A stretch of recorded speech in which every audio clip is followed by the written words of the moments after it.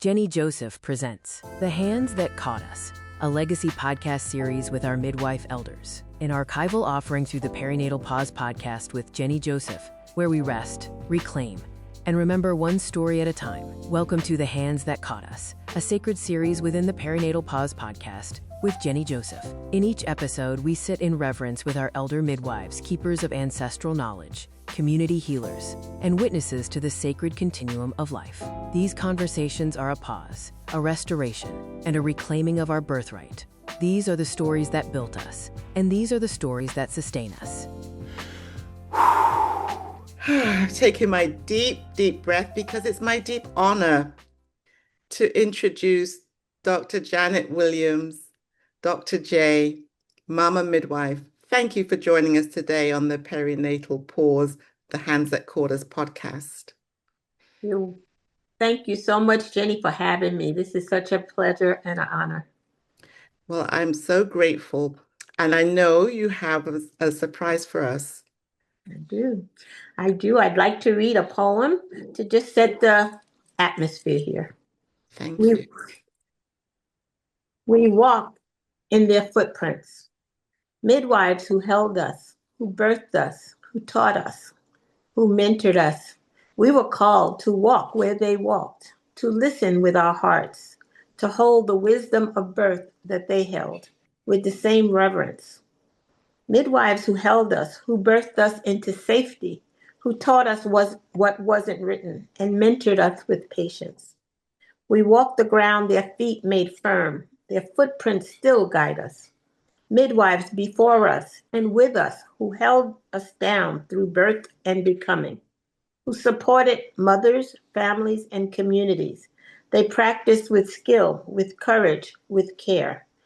Recognition was sometimes absent. Still, their hands brought life. We need not explain, just remember. Yes. Thank you so much for that. This is the beginning of helping us to remember and rooting us back into our ancestral connections. Dr. Janet, why don't we start with, take us back to the first time you ever witnessed birth, or where you experienced that midwife self that is who you are. I guess I have to say I learned this lesson early, not as a clinician, but as a patient. I was 17 when I became pregnant, and I was 18 when I delivered. And as a young woman, I navigated pregnancy as I entered this healthcare system that was efficient and structured, but deeply impersonal. I wasn't invited into conversations about my care at all. Decisions were made around me, not with me. And I quickly learned that asking questions slowed things down and that expressing any kind of concern made people uncomfortable. So being agreeable kind of made things easier. So I adapted and I got quiet. And at the time, I thought that's just how the system worked. I didn't really have a language for what was happening to me, but I felt it. And that experience stayed with me long after I left the exam rooms. And it shaped how I practice today as a midwife and how I teach and how it shaped my understanding of what patients need most, not clinically, but humanly. And I realized that silence was learned. It's not innate, it's learned. People, we learn silence when our questions are brushed aside. And when we sense that speaking up might label us as difficult or a problem, then over time, silence kind of becomes a form of self-protection almost, So it's about survival in systems where power is unevenly distributed. And when we don't recognize that, then we mistake compliance. We basically mistake compliance for comfort. Like when patients don't complain, we say, "Oh, they're good." It doesn't mean that. That's right. It's the quiet truth of birth. I do a whole series on this now when I speak. It's just been in my spirit ruminating. And basically, it's just saying that we have to listen. When we listen to what is often unsaid in healthcare spaces, it's about stories that don't make it in the chart. You know what I'm saying? It never gets in the patient's medical record, but it shapes the outcome just the same. It's so important that you name what's so, like, and going all the way back. How old is that child now that you're talking I don't about? want to say because then it'll tell you how old I am. See, that was my sneaky way of trying to get your age out of you. But here's what I want to say. Essentially, you were silenced. Yeah, But yeah. I also want to know, what is it? What was it? Where did that 17-year-old child woman get that? Where did you get that? Even just the understanding of what was happening. And you're figuring out how to manage it to survive, right? To steady yourself inside of that. Where did Mm-hmm. that come from? Where was that strength and power from? You know what? At the time, I don't know if I got it then. I know now it's what shaped me now as a midwife. I Hmm. can't really say that I understood it then. I thought that was just the way things were, Yes, you yes, know? And it was in a yes, time of paternalistic healthcare. You didn't question your doctor. You just kind right. of went in and they said, come in, what's your name? Get on the scale, give me your arm, sit down, come in. I don't think I questioned it at the time. It was just the way everyone was treated, and I was on a conveyor belt. And it's still to this day the way many, if not most, are still treated. And Yes. so, it always intrigues me, especially in my practice, when I come across women, people who are so resilient, so strong already, so clear about what they want and what they don't want, and will not be silenced, right? Like, Yes. there are still folk like that, and they keep showing up, thank goodness. And Yes. again, I wonder, where do you find that fortitude? How is it your family? Does it come through your line? Is it your friend? Who? But, I'm interested then, given that experience, your personal experience, which was your first experience of birth that in a fulfilled way? Was it Mhm. a patient? Was it a family member? When did you see a difference and understand, oh, this is different? Yeah. Yeah. It definitely happened, and it happened before I became a nurse. Um, Mm. when I had my son, I had already been accepted to nursing school, but I didn't start because I had the baby first. And then my father got ill, and he was in a hospital. And that's the first time I recognized what bias was. I didn't know the word for it, but I Mm. had exhibited that myself. He was in a hospital he was the only person of color in the ICU, the only one. Yeah. And he had became ill during the day, and they called an ambulance and took him to a hospital that was outside of a territory that I knew anything about. And we were all at work, so by the time we found out, he had been in that hospital for about 12 hours. Comatose. He came in unconscious. So they never met him. He was just a body basically there. And like I said, a black man in a white environment. Yes. And so when we found out that night that he was in the hospital and we went to the bedside, my first thought was, oh my God, they probably did not treat him the way they should have, because number one, he came in unaccompanied. Number two, he came in a black man. Number three, like, it's been 12 hours. No one even came to see about him. Like, who is this person? Mm. And that was my first thought. And I have to tell you, that staff was so awesome. They were phenomenal. They had treated him so well. And they treated Mm. my mother and the rest of our family wonderfully for the next 3 days before he died. So he did expire at that time. But what it made me do is look inside of myself and say, that was such a wrong assumption that I made about a Yes. whole group of people that had done nothing to me, except it was my bias, that what I thought of a group of people. And so Hmm. from that day on, I said, I only will judge who is in front of me. After we have a conversation, it will be because of something that happened between us, not because I assumed anything. That's right. So that was the one thing. And then the next thing is that a few years later, my mom became ill. She was 92 at the time, and she was in a hospital. And she told me she wanted to go home. She was being treated for C. diff and CHF, which, Mm. one thing just offsets the other. She dehydrated, and then and then you get fluid, and you overhydrate, and then you get the CHF, and you can't breathe. And it was just That's the heart, yeah, the it was coronary heart failure. Hmm. a vicious cycle. And so she Yes. said, I just want to go home. I don't want to be in the hospital. They really weren't doing much for her. And Hmm. I ended up having to sign her out because a young doctor said she wasn't stable and then she couldn't go home. And I realized that was age bias because he didn't think she knew that was best for her. Yes. And I stood up for her and I said, no, she'll be going home. And I told my mother, give me 24 hours to get the house together and you'll be going home. And she came home and she died about a month later around her friends and family, just the way that she wanted. And I felt so empowered. I said, I finally had found my voice at that point. Yes, you did. Yeah, yeah. You know, and at this point, were you already nursing? Had you started your nursing career? By the time my mom expired, yes. But when my dad died, I was starting nursing. He died in July, and I started nursing school in September. So you had these lived experiences Mm-hmm. that, and your own personal experience of having your child.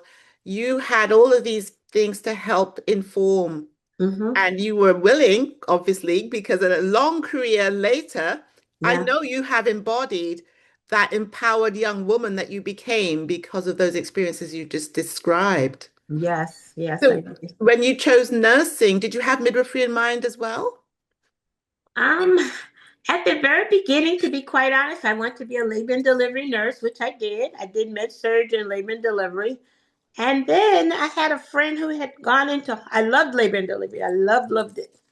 So I did that for about 7 years. I was an assistant head nurse. I loved the action and the, running and that kind of thing. Yeah. And I worked in a municipal hospital, which was we used to get a lot of the critical patients from the smaller hospital. So it was a lot of ICU kind of care that we Mhm. gave there. Mhm. But I had a friend that went into home care, and she was working with the company Baxter that made the IVs. Oh, And yeah, hmm and she went and worked there, and she called and said, I think you would really like this. And I was like, no, I want OB. And she said, they're getting ready to start an perinatal service over there, and they're looking for OB nurses. So you should come and see about it. So I went and I interviewed, and the perinatal service had not started yet. So they said, you have to do what we call base business. And what that was is that we were IV clinicians. yeah. Hmm. And they probably were the first company that was doing that because they were the IV company. And so we did TPN in the homes. We did pain management. We put PIC lines in the homes. Okay. Okay, we And used what to. time frame are we talking? What years are these? What I era? started there in '87, Okay. and I Okay. stayed until I graduated midwifery school in 2003. All right. But And look what? at that. So you had Yeah. had 7 years of L&D, Mm-hmm. as well as you had the home-based care. Mm-hmm. You then And had a midwifery school training yeah. and came out the gate as a certified nurse midwife. Yes, ma'am. You know what? The that home care experience probably I also honor that so much because I'll tell you what I learned in home care that I Mhm. think nursing school doesn't teach us and medical schools don't teach people. Mhm. When I got to home care, what I realized is the way that we are trained in school is that we're the experts Yes. and that we're coming to save somebody. Our patients come in and we save them. Like I will take care of you. Once you walk across the threshold of the office or the hospital, it's like we will take care of you. We will do all of the hard things, and you don't have to worry. You don't have to ask too many questions. That's right. We have you. But in home care, it was very different because the home care that we did, we weren't like VNS that goes in and does things. We were the ones that went in and taught the patient how to do it themselves. So my first patient, the first day I was on my orientation with a nurse colleague, and we went to see a gentleman who was 80 years old. And when we got there, she said, we're going to teach him how to do TPN. He's going to be on TPN the rest of his life. And And he's going to TPM. TPN with a central line, yes. So And, TPM, just let our listeners know what that means, oh, it's total parental nutrition. right? And it's when your body cannot absorb food when you eat it the normal way. So they give you broken down nutrients through an IV. That's right. So we were going to go in and get him set up for TPN. And so when we got in the house, I was waiting to see who was going to come and learn this for him. And I said, Do you have a daughter or someone else that's going to, or a son that's going to come and be here to do it for you?" And he was like, "No, I live alone. I'm going to do it myself." And I remember looking at my colleague thinking, this is crazy. This is just crazy. And he got a notebook and he sat down. And if I tell you, he wrote the instructions that we told him down word for word. This man did his care so wonderfully. And what it taught me is that our patients can do everything we can do if we just explain to them Yeah. exactly how to do it and who would be better prepared and take better care of him and make sure that everything was clean to prevent infection than him, you know? Exactly. Yeah. And it made him independent. So he ended up learning. We go a few days to make sure he's okay and help him. But after about a week, he had it together and we still visited, to do his Yes. dressing. This man was able to travel the world and our company would actually ship his TPN wherever. He could go to Europe. They would send a refrigerator and his TPN. And he was independent where he could do his own treatment and live and not feel like he was dependent on being in a hospital or waiting for a nurse. He could actually live his life. And I think that's when it taught me that we have to just give the right information to our clients and they can do this. It's not, we dumb them down so much. And it was That's like, right. why? Well, the systems are somewhat set up that way, aren't they? If you think about how we've structured healthcare, particularly westernized healthcare, American healthcare, right? Yeah. We've taken these ways of being and exported them overseas Oh, and absolutely. decided that, for folk in developing nations to better themselves, they should follow this plan. This is the way. There's so many layers here. What Yeah. I'm really intrigued with is, as you've just described that experience with the gentleman there, the Mhm. the parallels, because when we talk about patient-centered care, you've shown us all the way past the here's some instructions, but into the literal empowerment of Yes. that patient joining, if not running, their own healthcare team with our support versus us, commandeering, power tripping, doing control freaking the things that we do Yeah. automatically because the system allows us. In fact, I think the system sets us up to do those things. It And does. it It leaves us does. then disappointed and sometimes even maybe traumatized because we're working it so backwards in so many areas. Yes, yes, yes. It's so true. It's so true. But you know what? If that's all you know at the time when we go to school, if that's how you were taught and that's Yes. how things are, you just kind of accept it until you Yes. see something different and you're like, wow. That Yes. was a real eye-opening moment and it changed my whole perspective and I think it made me a better midwife, a better nurse. All of that just Yes. really enhanced my professional knowledge and it was something I did not learn in the classroom. Well, just harkening back to your poem that you started us off with, you Mm-hmm. know, if you think about the historical context of midwifery and caretaking in general in community, right? Yes. This is passed on down through the generations empirically. Mm-hmm. We learn from each other. We engage and empower our patients, our clients, the folk we're caring for, the communities that we're caring for. And this has been a system that has continued for millennia, right? Women Yeah. have attended other women in birth, have supported other families. Communities understand the importance of centering that mama baby pair, that family during Yes. this experience. When you read the poem, it just harkens back to how the midwives have consistently, continuously, always, Always. knowingly or not knowingly, just have had an embodied way of Yes. being a midwife, Mm-hmm. midwife, and have been able to share that on.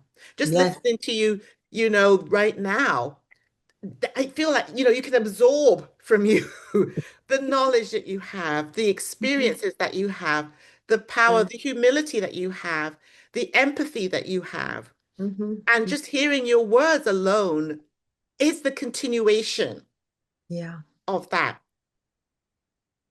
Talk to us about your CNM journey, your certified nurse midwifery journey, because going through that route to midwifery inside of a sister instruction structure that does not really support midwifery. Talk to us a little bit about your journey through, because here you are, still a nurse midwife. There I am. You made it. So tell us how how that began for you, how you traversed that territory. Ooh. As a nurse in the hospital, I wanted, when I was still doing labor and delivery, there were times that I just wanted to have a little bit more autonomy. Mm-hmm.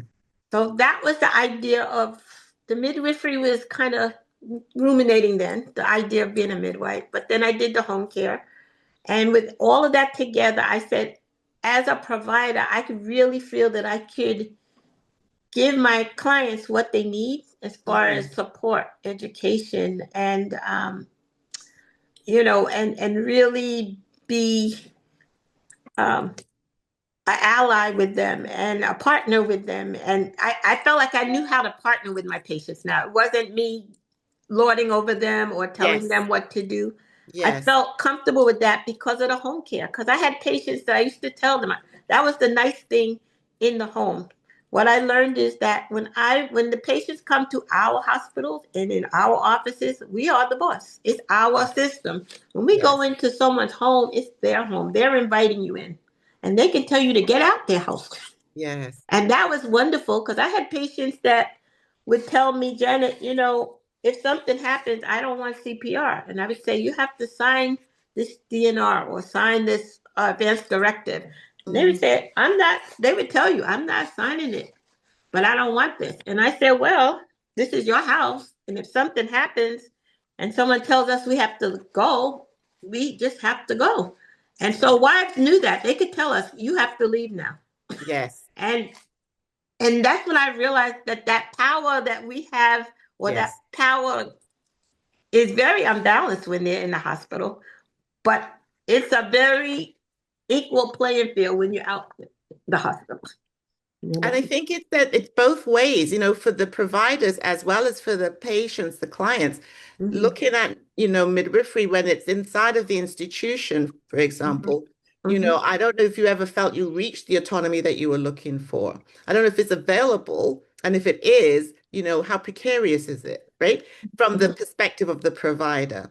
And Mm-hmm. then from the client, the patient, autonomy, again, once you're in an institutional environment, it's harder, if at all possible, for Mm-hmm. you to be able to bring that autonomy. Like you mentioned, as a young woman, you were silenced Yeah. Yeah. during your maternity experience, right? So, as the nurse midwives and the nurse practitioners, the OB physicians inside of the institutions, the hospitals and the clinics, the autonomy piece around obstetrics, as I'm speaking as someone who also was a midwife in another country, another continent, another way of thinking, you know, I don't see the autonomy here for us as midwives in the same way I see autonomy for midwifery around the rest of the world. It's very different. I know I've done a lot of reading on the autonomy over, say, in England. I know it's very different. Um, until until the system changes and realizes that midwives should be the ones running the majority of Yes, the care here. I yes, don't think it's going to change much here until that is recognized. The studies definitely support us doing that and show that the other countries have much, much, much. We are at the bottom of the list that's on right. industrialized Yes, countries. yes. So I think that definitely is the big problem. The other Hmm. thing is, I think that a lot of education on this end. I was very lucky to be in a hospital, a municipal hospital. We had usually about 17 midwives on staff at most times. Wow, okay. Yeah, there were always two midwives on, and when I first started, two doctors and two midwives on every shift. At the Hmm. end, it was one doctor and two midwives. The midwives where I worked did first assist.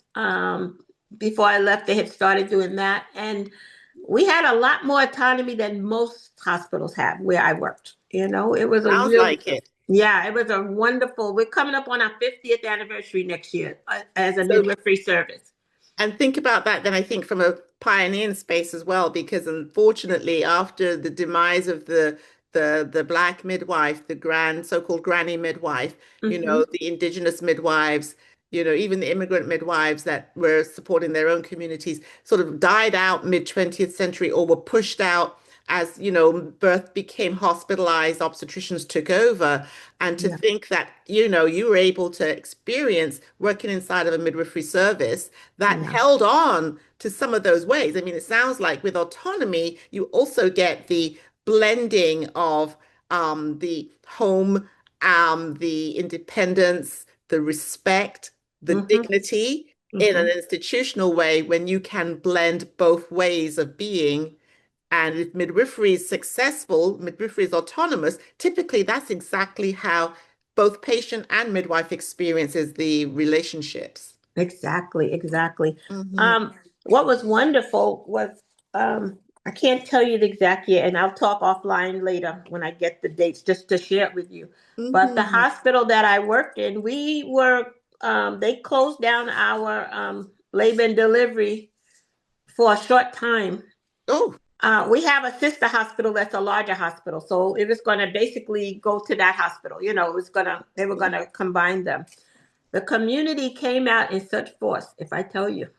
they wanted their midwives. Those families came out in Yes. force. They were like, do not take our Don't midwives. mess. The other Yes. hospital is over there. We've been with this service all these years. They birthed our children, our grandchildren. Do not take our hospital. And so what happened is we had a councilman, Richie Torres, that raised money and funded the renovation of our L&D. And we came back. I'm going to send you pictures later. What It was year? amazing. It was amazing. If I What tell you. years are you talking about here, Janet?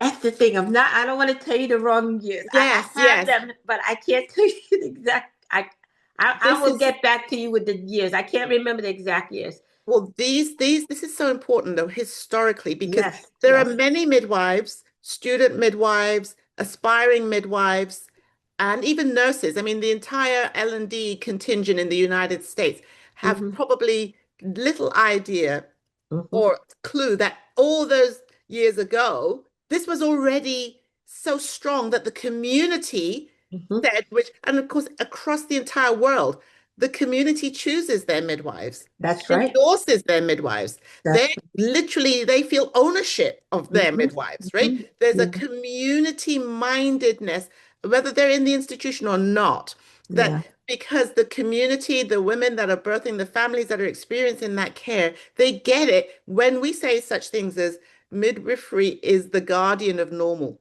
The That's right. midwife is a staple in her community, in their community, and is able to hold what Mm-hmm. the community needs Yeah. according to that local, Yes, right? yes, It yes. may change from one area to another, from one country to another, but the midwives who are inside of that environment also are in turn able to support that environment in the best possible way. Yes. This has happened again, like I say, for millennia. This is not Mm-hmm. new. So to Right. know that in the United States, and I'm sure there are other pockets, other places where your story was Mm-hmm. replicated. There were people fighting for their midwives to stay in their hospital or their community. There were Yeah. people who knew the difference that would make if they were gone, Yes. Yes. Yes. right? So Mm-hmm. we have so many folk who are trying to join this profession, coming into this field, who have still got some background and understanding, but not truly, right? Because Yeah. there have been pockets throughout the USA where this has happened, right? But there's also these vast swatches of areas, regions where it hasn't.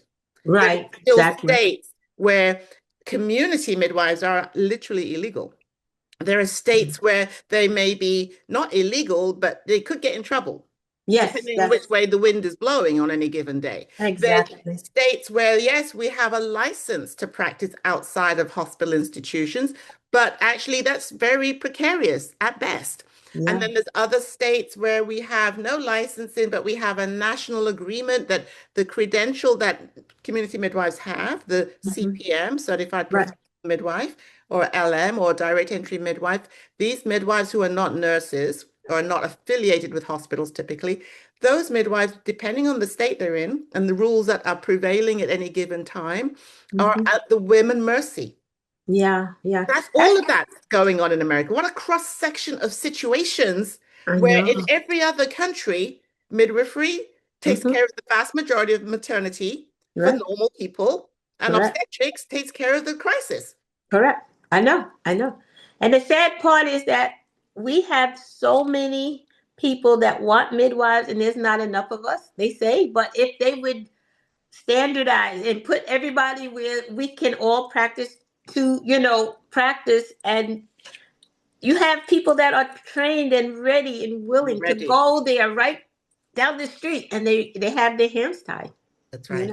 That's the problem. I can't wait to get to the National Black Midwives Alliance conference. Yes, in it's March. such a great experience because you can then be with other midwives who, I mean, we all have similar stories, and all of us feel the stress, the strain, the pressure of trying to rebuild and to regrow, which is, it's such a hard space to be in. It is. In a country with this level of resources, right? With all of the needs that any birthing families would ever need right here.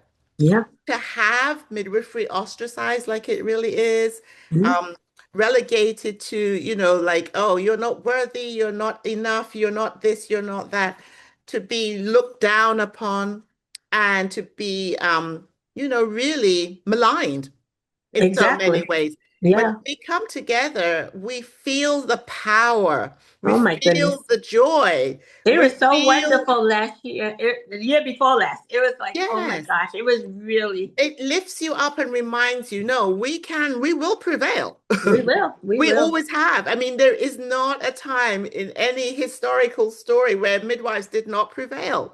Correct. Right? Yeah. Because that's who we are. I'm so glad that you've held in. I mean, you've had a very long career. Where and how are you practicing these days? What do you do now in your midwifery world? Okay. So I stopped clinical practice 2 years ago from the hospital, but I opened Transitions Women's Health Consulting. And that was because I felt like I still needed to be here to answer questions, to give some support in whatever way that turned out to be. When I first started, I was thinking more as upon like one-on-one support to women and families and birthing people that might just have questions that they didn't have time to ask when they were in their clinical settings. But what I realized very quickly was that that's one-on-one. I said I could reach so many more people if I would either do speaking engagements or write a book, and that's what I did. My first book I wrote when I was still working, and it was just a journal that I wrote for my patients, really, because it was during COVID, and it was during the time that their families couldn't get to them, or they were afraid to open their doors. It's funny how we assume certain things, and then we talk to our patients and say, "Oh, that I was wrong. That wasn't really the case." What I thought was that the parents and the mothers and the sisters could not get to them because of the social distancing. Yes. And because they couldn't travel. But what I realized is I had patients tell me my mother lives 2 doors down from me, but I was afraid to open the door because my mother goes to work every day, and who knew who had COVID? That's right. And I had this brand new baby, and I knew that we didn't have it, so I wouldn't open the door for anyone. So even with their mother right there, they were still isolated. That's right. So my first book is Transitions Fourth Trimester Journal, and it was just a journal. I kind of wanted to come from the premise of if your mom or your sister was there, what would she be telling you if she was at your house? What are the things she would be telling you? You're going to be okay. You've got this. You'll figure it out. Those kind of things. And I wanted the book to be very light. It was a very dark time in our history with COVID and with the people dying. I had so many patients that lost parents and siblings and spouses. It had to be light. It had to be something. This book had to be something that they would pick up. It wasn't to be like a textbook or anything like that. So the first 2 pages basically just told them what postpartum looked like, the things that we don't normally tell people. That's right. This journal was designed to take you through uncharted territory because no 2 pregnancies are alike, and you are unique.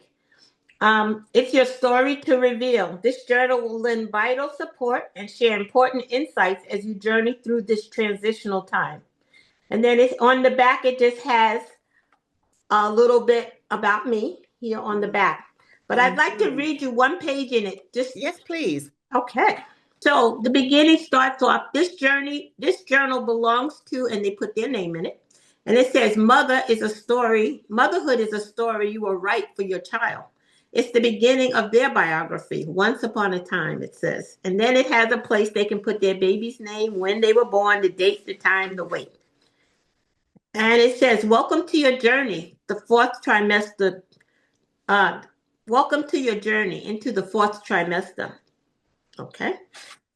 This journal was created by a midwife who understands that the joys of birth and many transitions will follow.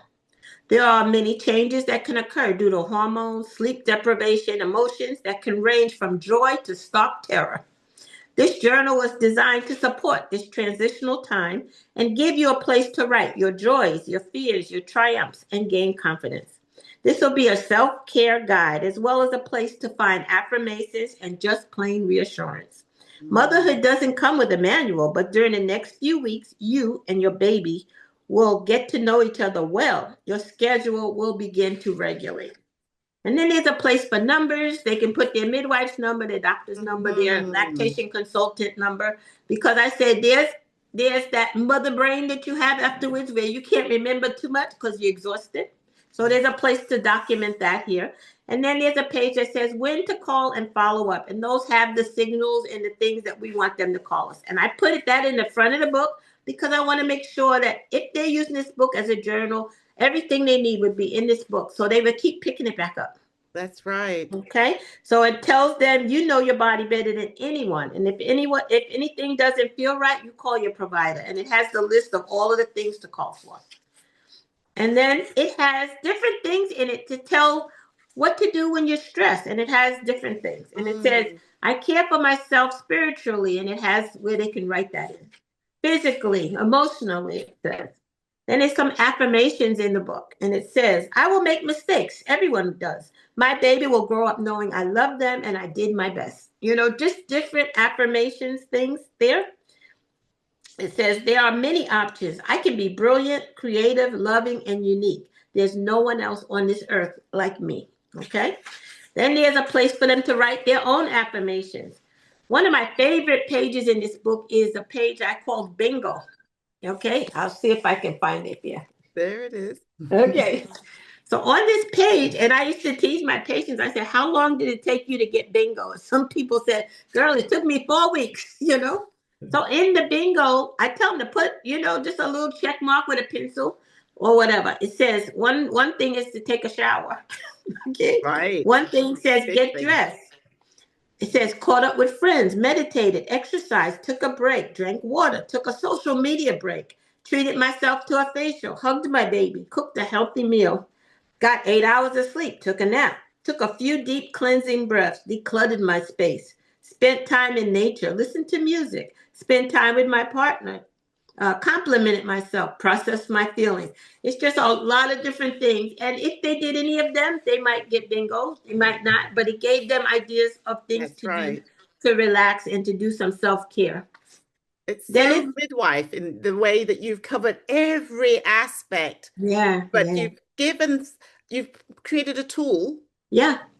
That helps people also be their self-determination, right? Their autonomy.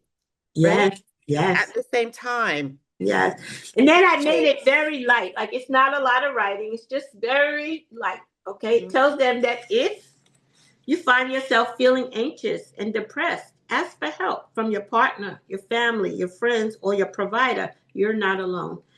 Because people are not even going to admit that they're feeling those things. But the fact that it's in the book, they're like, somebody realized that I might be feeling these things.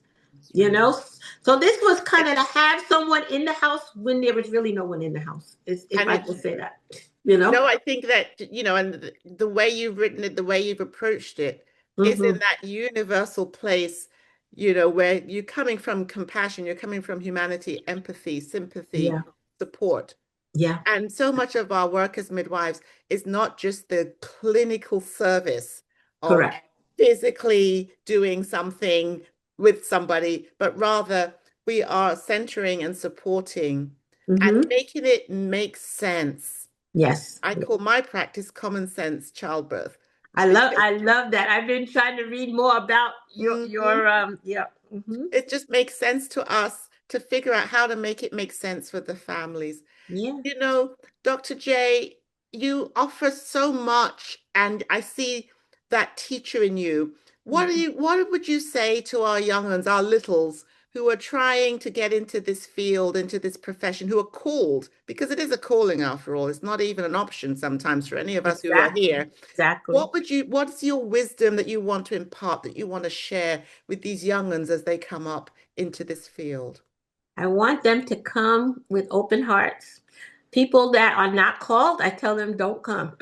No, Don't come. seriously, Don't come. seriously. If it's not in your heart to serve, and I'll call it serving. Mhm. Okay. If it's not in your heart to serve, this is not the profession for you.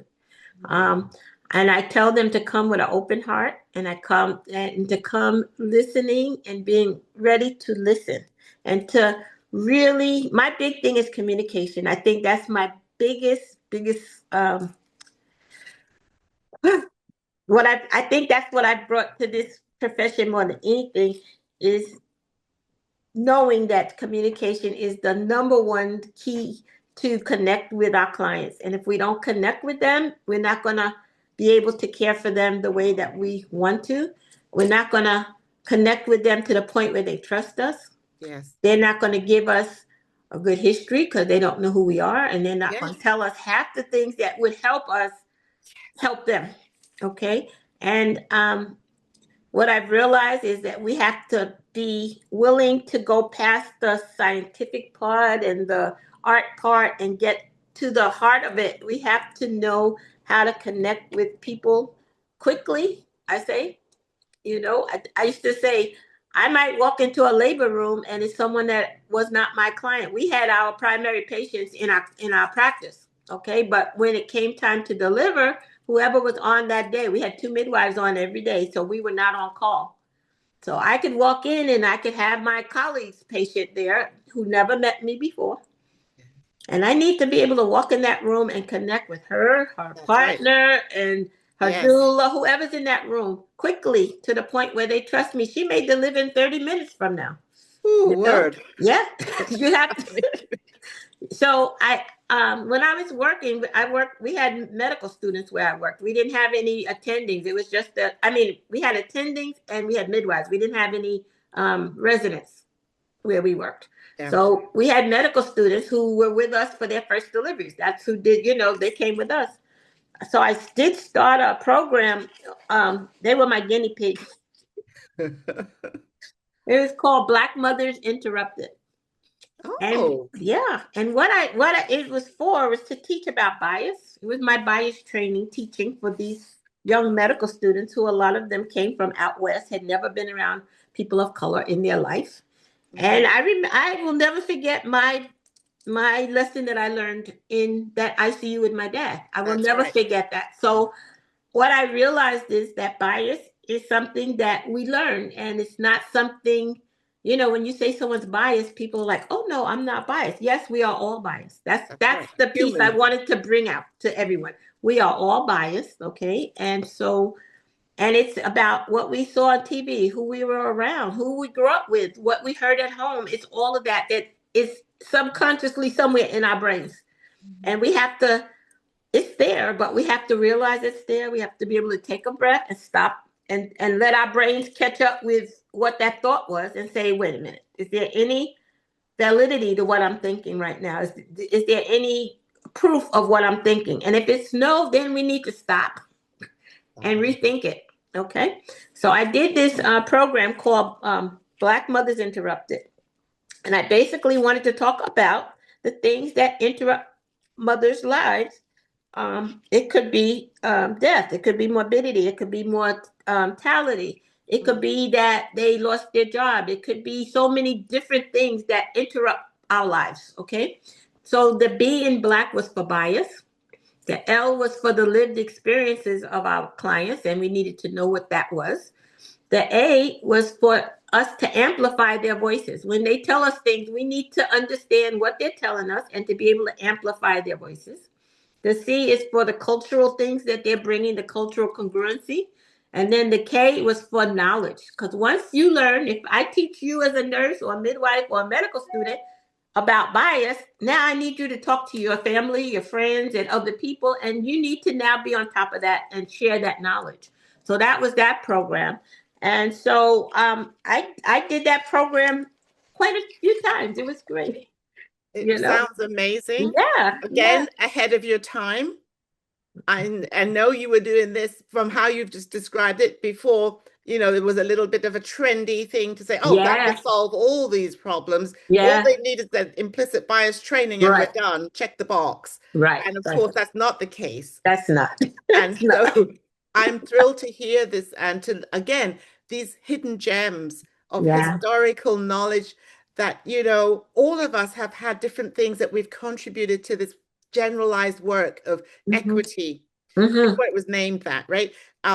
This work of justice work, basically. Right? Yes. Birth justice work. So, Dr. J, from the young birthing mother that you described of yourself, where you were silenced, to where you are now, I just cannot even begin to imagine the people that you have touched, the families that you have helped, the mothers that you have healed, the providers that you have supported and prepared, encouraged. I just want to thank you for that legacy and for the fact that you are here, that you're willing to share, that you're still, even you're moving through the phase of delivering babies and being in the clinical space, you are still going. And that piece is so commendable, it's so needed. And we all are so very grateful for you. So, well, this has been, time goes so fast. Does. We could talk for so much longer. We'll definitely have to have you back. Yes, ma'am. So, thank you so much for pausing with us and sharing your sacred story. And may your hands and your heart and your history continue to guide us, because this has been a moment for remembering and reclaiming, resting even. And so thank you for being on the Perinatal Pause podcast. Thank you for having me. Thank you so much for having me. Thank you.